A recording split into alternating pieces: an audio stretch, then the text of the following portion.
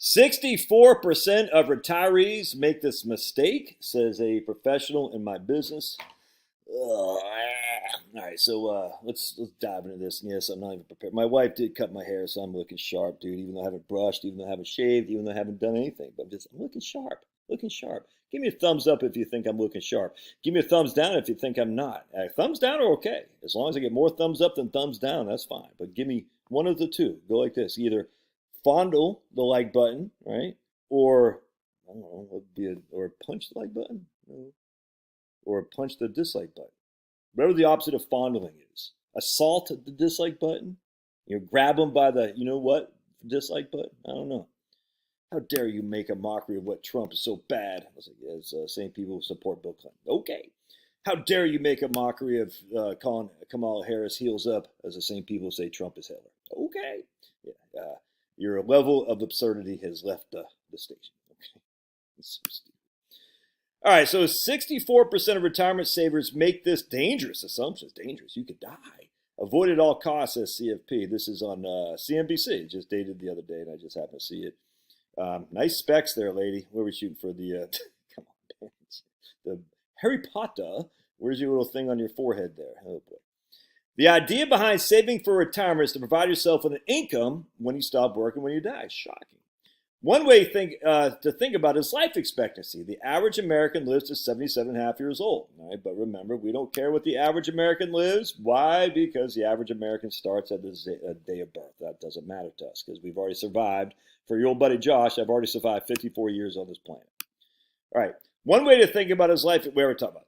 But for those born after 1960, full retirement age is when you receive social is 67. Your full benefit is 67. So maybe it's not surprising that most retirement savers aren't planning for a lengthy retirement.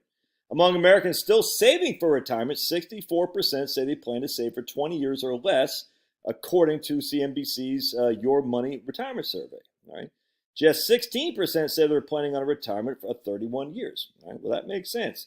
64% say they think their retirement will only be 20 years. All right.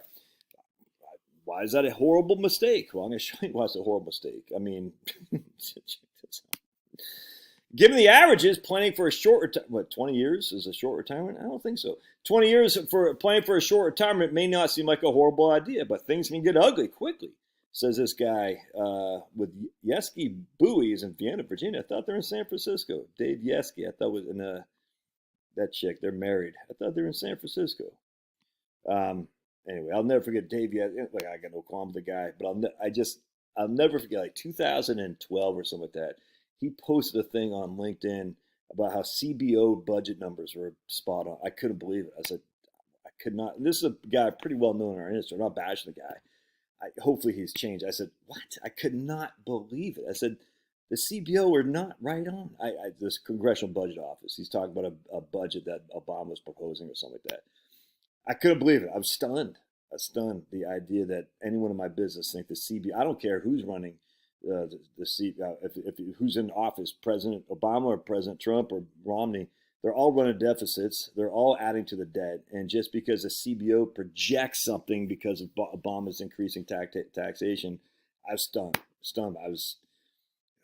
I couldn't believe it. I literally said, you're actually saying you believe the CBO? It's like saying Neil Ferguson from the Imperial College of London is spot on in his projections of how many people or animals are going to die because of various swine flu or something like that. It's crazy to me. Anyway, the dangers of, let's see. So this guy, Yousef something, says it's a really dangerous bet to be making that you're only going to live for 20 years in retirement. Building a plan around spending your assets down to zero is something we avoid at all costs.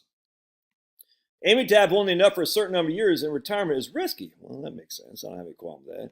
One is because, let's see, in corporate, I always talk about corporate America, we let people go well before their planned depart time. Well, we're not talking corporate America, but right here.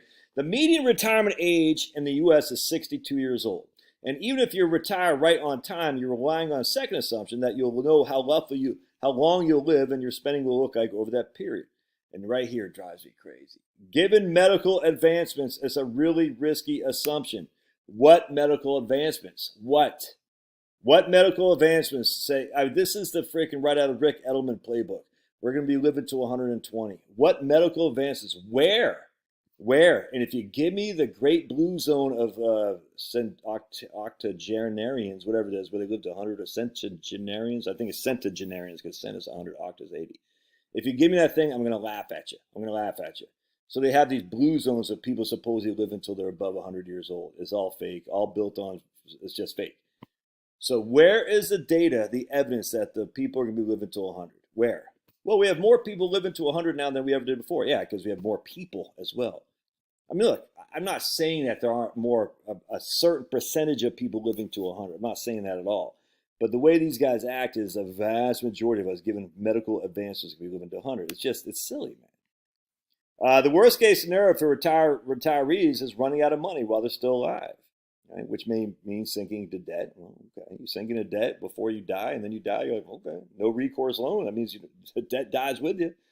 Cutting back drastically on their lifestyle or not being able to afford essential medical care. That's why financial planners tend to err on the side of caution when modeling retirement outcomes. Here's this guy, Jamie Bossy, Mike Bossy's son or daughter. I'm not sure if that's a man or a woman. But anyway, a lot of times we'll project that they might live to 100 or 99 or 95, which is higher than the typical life expectancy, but not unheard of. It's pretty much unheard of, dude. It is. I mean, I deal with people all the time. Some have people living into 95, 100%. The vast majority don't. The vast majority don't. For your financial assets to outlive you, you need a safe withdrawal rate, which is 4% of your portfolio's value in the first year, and continue to take out money out of just for. Anyway, the goal is to avoid overdrawing your portfolio. A real risk is that you end up outliving your expectations. If you're distributing it at a faster rate than your portfolio is growing, your distribution is going to cannibalize the portfolio, and the curve gets ugly quick. Look, I don't disagree with any of that. If the goal is 4% adjusted for inflation to live to 95 years old, where's the evidence of this? To deal with healthcare expenses in the latter part of your life that are going to swamp you. Where's the evidence? Where is the evidence of that? Now, look, are there some exceptions to the rule? Of course. There's always an exception to the rule. The biggest exception to the rule of people dying and never coming back from the dead is found in this good book right here, the Holy Bible. How dare you not read it? If you're a Christian, you haven't opened your Holy Bible, you're wrong, dude. You're wrong. But I don't have the time. You don't have the time to read your book that determines the history of your life forever to come. But you have time to bet on football. You have time to watch SEC football. Just throwing it out there, man. All right. God bless some of your thoughts. And again, dislike it if you don't like your old buddy Josh, or like it if you like your old buddy Josh. We'll see you guys. God bless.